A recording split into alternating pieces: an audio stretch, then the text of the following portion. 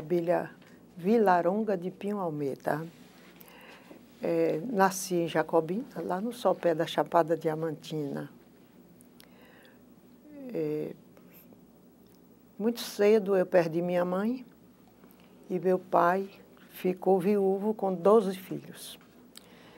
Uma dificuldade para um homem criar 12 filhos sem uma mulher. E meu pai assumiu o papel de pai e de mãe durante algum tempo, mas como era um homem do meio rural, fazendeiro, e que viajava muito, na comercialização de gado, essa coisa, de agricultura também, viu que não dava para ficar sozinho. Como meu pai viajava muito para a sede da cidade, Jacobina, porque nós morávamos no distrito de Itaitu, que antigamente chamava-se Riachão da Jacobina. Então, meu pai tinha que ir fazer a feira semanalmente, levava os produtos que eram produzidos na fazenda, carne do sol, rapadura, requeijão, essas coisas que o fazendeiro vende e que retorna trazendo mercadorias da cidade. Então, meu pai tinha que trazer aquela mala que tinha levado as rapaduras, tinha que trazer para mandar vender na feira, no comércio, e tinha que trazer aquela mala, 2 malas assim num animal, tinha que trazê-las cheias de pão, porque era preciso muito pão para esses 12 meninos e mais os agregados que ajudavam meu pai a tomar conta. Era uma casa assim com cerca de 20 pessoas. Era animado? Devia ser bastante animado. Eu era muito pequena, eu era uma coisinha assim, rolando no meio daquela gente toda, não é? Então, meu pai, de tanto comprar pão nessa padaria, encontra com a cidadã chamada Maria da Conceição, que era proprietária da padaria e que ficava intrigada por que meu pai precisava comprar tanto pão. Aí ele começou a falar que ele tinha esses filhos todos e que tinha que levar pão porque ele estava viúvo e não tinha quem fizesse outras iguarias, bolos e essas coisas como antes era providenciado. De tanto eles conversarem sobre essas questões familiares, meu pai, ela era solteirona, então meu pai começa a admitir que era uma pessoa que poderia lhe complementar, principalmente ajudando a educar essa criançada toda. Minha madrasta tinha um nível intelectual muito superior ao do meu pai. Era uma diferença acentuada. Meu pai era um homem da roça, um homem rude, que pouco sabia ler, mas a Maria da Conceição era uma mulher independente e que, para aquela época, ela tinha um conhecimento e um comportamento bastante avançado. Era sufragista, era uma pessoa que assinava revistas como Vida Doméstica, Noite Ilustrada. Quando saiu o Cruzeiro, ela foi uma das primeiras da cidade a assinar essa revista. Então, ela estava antenada com tudo que se passava, tanto do ponto de vista assim, social como político. Ela, então, acompanhava toda a política de Getúlio Vargas naquela época. Ela sabia que Gustavo Capanema tinha sido ministro de Getúlio, que tinha feito alguma coisa muito pela educação. Ela só discordava de uma coisa. Dizer, esse ministro é muito inteligente e pode fazer muito pelo nosso país.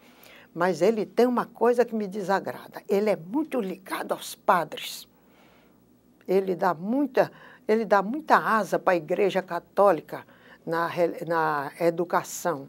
Então, ela achava que a escola tinha que ser realmente, eu não sei se ela já sabia esse termo, mas achava que a escola tinha que ser laica. e que a educação tinha que ser, isso é porque a igreja tinha que ser uma coisa e o Estado era outra, principalmente na matéria educação. Então, uma das coisas que a minha madrasta falou para o meu pai foi o seguinte: nós não vamos ficar na fazenda, nesse distrito, criando esses meninos. Nós temos que comprar uma casa na sede, lá em Jacobina, na cidade, para conduzir essa criançada para a escola, para dar uma formação, porque você é fazendeiro, mas não vamos partir do princípio de que todos os seus filhos têm que ser fazendeiros. E as mulheres, que são 5, vão ser o quê? Esperar que chegue outro fazendeiro para casar, levar e parir filho. Então, minha madrasta tinha uma concepção assim avançada para aquela época. Então, ela convenceu meu pai comprou uma casa na cidade, uma casa grande que coubesse todos, e a primeira providência foi educação para todos. Então, eu, nessa época, tinha 5 anos, quando ele se casou com a minha madrasta, a Maria da Conceição, eu tinha uns 4 anos. Com 5 anos eu já fui para a cidade com a turma toda, meus irmãos foram para a escola, ela contratou professor particular para a formação dos meus irmãos mais velhos, que já tinham 14, 15, 16 anos, e para dar cursos particulares para que eles pudessem enveredar por outros caminhos. Quem quis, quem fez a opção de ficar ajudando meu pai na fazenda, foram 2, ficaram e se tornaram fazendeiros depois, mas os outros não. Quiseram estudar e as moças, a mim, que era a menor, a caçula das mulheres, e a minha irmã mais velha, acho que ela estava aguardando um futuro melhor. Só que na minha cidade não tinha escola normal. Para estudar, fazer um curso normal, tinha que ir para a cidade de Senhor do Bonfim, que era onde estava o Instituto Senhor do Bonfim. Porque em 1900, na década de 50, no início, era tão pouco número de escolas normais no Brasil. Se não me engano, eram 540 escolas normais neste país.